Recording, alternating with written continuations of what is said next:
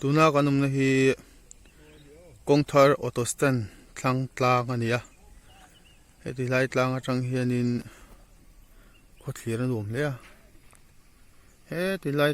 tuna ron lang chho tlang hi vaireng tum tlang mual phei mar lampang ania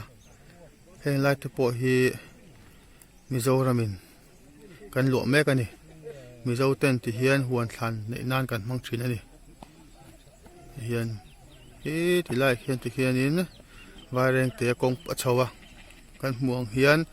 lik thei ti hian in zom chho put mai ni tun tin hmuna hianin lir thei hi leila pur thleng vel anin line chho to tu rang ai ni a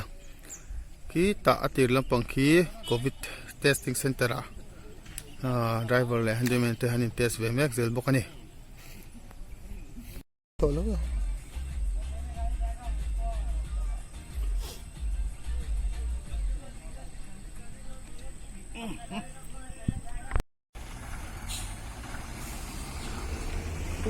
ta tlang puan motor dum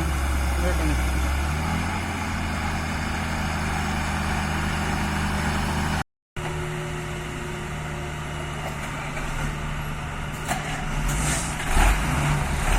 ilahi warang te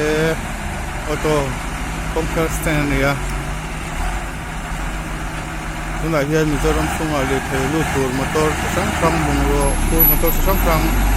awan tan so meka amos ho hianin kita covid 19 testing center ra